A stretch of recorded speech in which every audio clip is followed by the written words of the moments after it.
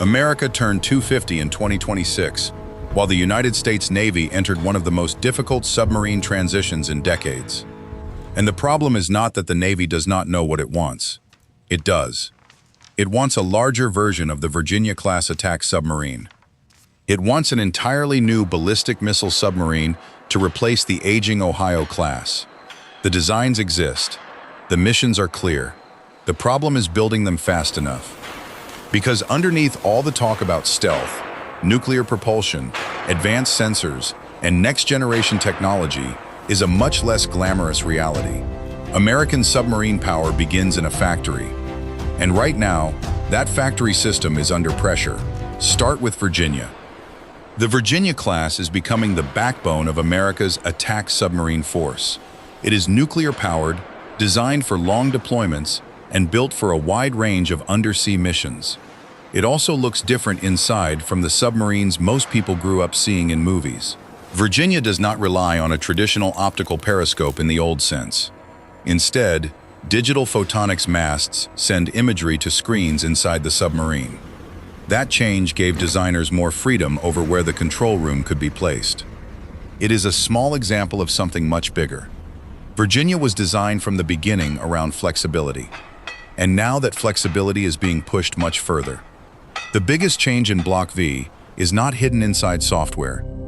You can see it in the hull. A standard Virginia-class submarine is roughly 377 feet long and displaces about 7,800 tons underwater. A Virginia equipped with the Virginia Payload Module stretches to roughly 461 feet and displaces about 10,200 tons. That is an enormous change. The submarine becomes roughly 84 feet longer, and the reason is a new section inserted into the hull, the Virginia Payload Module. Inside that section are 4 large payload tubes. The important point is not simply that the submarine can carry more. It is that the Navy is creating far more internal payload volume in a platform expected to remain relevant for decades. And that is happening for a reason. The Navy is not making Virginia bigger just because bigger looks impressive. Another source of American undersea capacity is disappearing. 4 Ohio-class submarines were converted years ago into guided missile submarines. Those boats provided an unusually large amount of payload space beneath the surface. But submarines do not last forever. As those converted Ohio boats reach the end of their service lives, the Navy has to recover at least part of the capacity that leaves with them. That is one reason Block V matters. Virginia is being asked to take on more of the future. But even Virginia Block V is not the Navy's #1 submarine acquisition priority. That title belongs to Columbia. And Columbia exists for a very different reason. Virginia is an attack submarine. Columbia is being built for strategic nuclear deterrence. That distinction matters. The purpose of a ballistic missile submarine is not to make a visible show of power. In many ways, the opposite is true. Its value depends heavily on survivability. An adversary considering a first strike must not be able to assume that America's ability to respond could be eliminated. That uncertainty is central to deterrence. The United States maintains a nuclear triad built around land-based systems, aircraft, and the sea-based leg.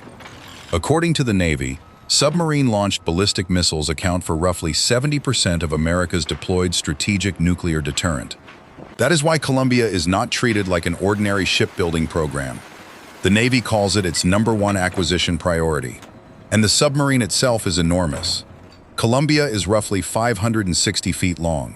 Its displacement is about 20,800 long tons.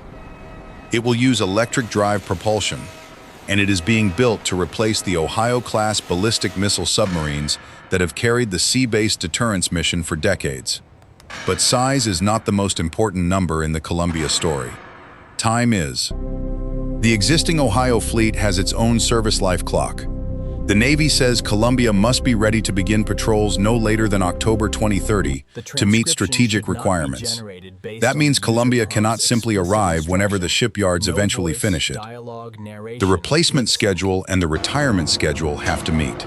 And that is where the story becomes uncomfortable. According to the Government Accountability Office, the lead Columbia-class submarine is now projected to be at least 18 months behind its contract delivery date. That does not mean America's sea-based deterrent suddenly disappears.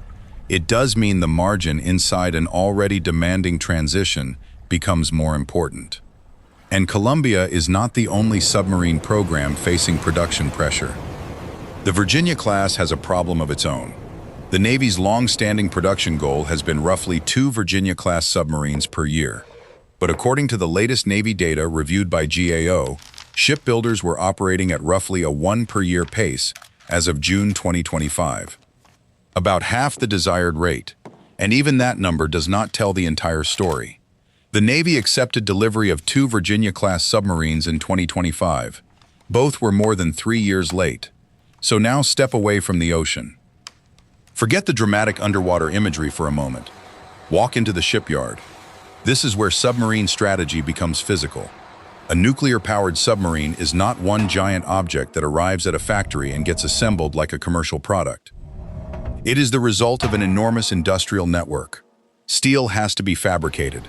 Large modules have to be built. Piping has to be produced and installed. Electrical systems have to be integrated. Components have to arrive from suppliers. Quality has to be checked. Workers have to be trained.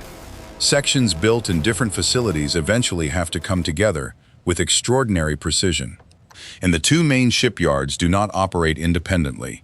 General Dynamics Electric Boat and Newport News Shipbuilding share major portions of submarine construction. That means Virginia and Columbia are tied into much of the same industrial ecosystem. The same broad workforce, the same supplier network, the same national pool of specialized manufacturing capacity. And that creates the central problem of this entire story. The Navy needs more submarines. The shipyards need to expand, but the shipyards also have to keep building submarines while they expand. That sounds simple on a chart. It is much harder in the real world. A budget can increase quickly. Industrial experience cannot. You can appropriate money in one vote. You cannot create 10 years of shipbuilding experience overnight. GAO has repeatedly pointed to workforce and capacity problems across Navy shipbuilding. Shipyards have struggled with recruiting, training, and retaining skilled trades such as welders, pipe fitters, and machinists. Suppliers have their own constraints. Facilities need investment. Quality control organizations need enough experienced people to inspect growing amounts of work. And every attempt to accelerate one part of the system can put additional pressure somewhere else. This is why the roughly $130 billion Columbia acquisition program should not be viewed simply as a giant pile of money buying 12 submarines. That money still has to pass through real factories, real suppliers, real machines, and real people. A $130 billion program still has to pass through human hands. Washington has been investing billions into the submarine industrial base. Training programs are expanding. Recruiting efforts are growing. Supplier investments are being made. Facilities are being upgraded. The Navy is trying to increase capacity. But this is not a software update. You cannot click a button and double submarine production. New workers need training. Experienced workers need to stay. Suppliers need equipment. Factories need space. Processes need to meet extremely demanding standards. And all of that has to happen while submarines already under construction keep moving through the yards. That is what makes this transition different from simply ordering more ships. The industrial base has to rebuild capacity while using that capacity at the same time. And then there is another pressure. The ocean itself is changing. For decades, submarine survivability has depended heavily on remaining difficult to detect and track. That is still fundamental. But the undersea environment is becoming more heavily sensed. Unmanned underwater systems are improving. Distributed sensors are becoming more important. Computing power continues to grow. And more countries are investing in technologies designed to understand what is happening beneath the surface. None of that means the submarine suddenly becomes obsolete. It means the standard for staying difficult to track continues to rise. So the Navy is dealing with 2 very different pressures at once. Above the water, there is an industrial problem. Below the water, there is a technology problem. Virginia Block V is part of the response to the second. It gives the attack submarine force more space, more flexibility, and more room for future payloads. Columbia addresses something even more fundamental. It preserves the sea-based strategic deterrence mission as the Ohio fleet ages out. But both programs depend on solving the first problem, building them. And that may be the part of the submarine competition that gets the least attention. A submarine underway can disappear from public view. The industrial base cannot. You can see the shipyards. You can see the modules waiting to be assembled. You can count delivery delays. You can measure production rates. You can see whether suppliers are keeping up. The strategy may operate beneath the surface. The production problem is visible in plain sight.